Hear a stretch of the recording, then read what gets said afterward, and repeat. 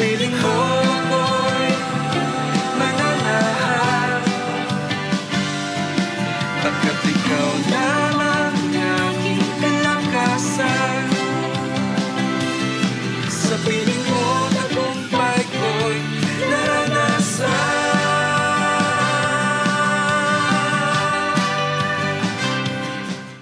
Ang pagpapala po ng ating Panginoon ay palagi nating nakakamtan. Amen po ba? So, isang pinagpalang araw pong muli sa ating lahat. Ito pong muli ang inyong lingkod, si Pastor Alina, na magpapahayag po muli ng kabutihan ng ating Panginoon. So, tayo po muna ay manalangin. Hallelujah. Father, in Jesus' name, salamat po muli, Panginoon, na muli kami ay makakapakinig ng salita mo, O Lord God, na ito, O Diyos, ay nagiging pagpapala sa amin, O Lord God. Thank you, Lord, in Jesus' name. Amen. So, sa araw na ito, ang ibabahagi ko po na salita ng ating Panginoon ay patungkol po kay David and Goliath. So, marahil ang ilan po sa atin ay alam na ang kwento o pangyayari patungkol kay David and Goliath. Amen po ba? So, medyo mahaba po yung verse, kaya basahin na lang po ninyo sa inyong mga Biblia na ito po ay makikita natin sa 1 Samuel chapter 17 verses 1 to 50 po. So, makikita po natin dito na ang mga Israelita po ay meron pong malaking problema sa kadahilanan na ang mga Pilisteo po ay nagkaroon po ng pagtitipon-tipon upang labanan ang mga Israelita. At dito po, lumabas po o lumapit po ang isang higanteng mandirigma na nagngangalang Goliath upang tuyain ang mga Israelita. At si Goliath po ang naghahamon o naghahanap po na lalaban sa kanya ng mga taga-Israelita. So, nung marinig po ng mga Israelita ang sigaw ni Goliath, sila po ay nabalisa at natakot. Sabi nga po sa 1 Samuel 17:11, sabi po dito, nang marinig ito ni Saul at ng mga Israelita, nasiraan sila ng loob at natakot. Natakot po sila kasi si Goliath po ay napakalaki, halos 10 talampakan daw po ang taas niya. So, imagine po natin kung gaano siya kalaki. So, sobrang laki po niya ay talaga naman pong kahit sino ay talagang matatakot. At talaga naman pong pag nakita siya ay kakatakutan. Tama po ba? Tapos makikita pa natin na, makikita pa nila na nakasuot po siya ng malaking helmet na tanso at mabigat na baluti at meron pa po siyang napakalaking kalasag, sibat at tabak. So, palagi po siyang naghahamon, palagi po siyang si Goliath na naghahamon kung sino talaga ang lalaban sa kanya. So, wala pong may lakas ng loob na lumaban sa kanya sa kadahilan ng napakalaki po niyang tao.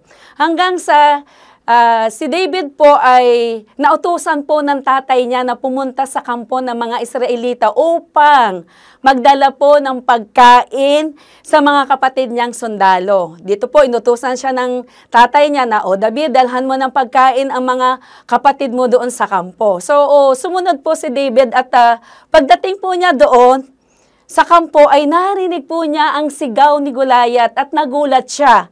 Dahil nung sumigaw po si Goliath ay nagsipagtakas po ang mga sundalo sa takot. So nakita ni David na takot silang lahat na lumaban kay Goliath.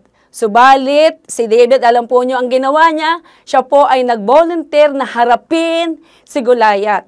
So sinabihan nila si David, yung mga taong nakarinig na sinabi ni David na siya ay magbo-volunteer na kalabanin si Goliath. So sinabihan siya ng mga tao na matatalo siya ni Goliath kasi nakita nila na napakaliit ni David tapos si Goliath ay napakalaking tao. Ngunit alam po ni David, alam niya na isang bagay na hindi nila alam na ang kanyang lakas ay hindi nagmumula sa kanyang sarili o sa kanyang katawan. Sa halip, naisip ni David na ang kanyang kalakasan ito ay magmumula o nagmumula sa ating Panginoon. At alam niyo po ba, tayo man din po, may mga nakakaharap din po tayong Goliath sa ating buhay. Ang mga Goliath po sa buhay natin ay maaaring ito ay mga problema, pagsubok, hamon, tukso at marami pa pong iba.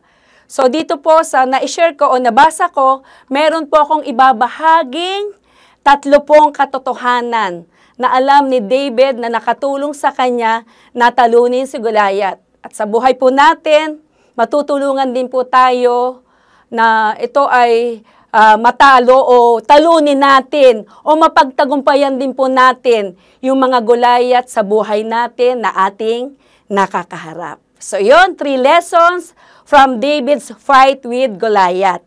So ang number 1 po, the Lord will be with you or the Lord will be with us. So samahan po tayo ng ating Panginoon sa nakakaharap nating Goliath sa buhay natin.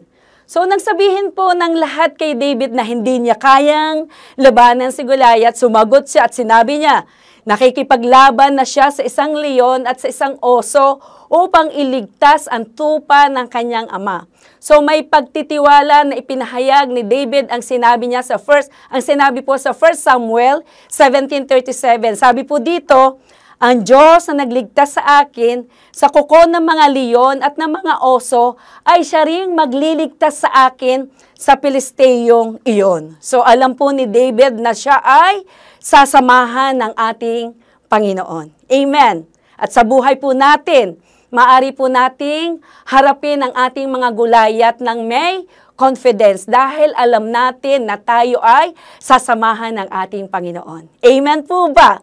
So ang ikalawa naman po, faith in God brings courage. So nagdudulot daw po ng lakas ng loob ang pananampalataya natin sa ating Panginoon. Amen.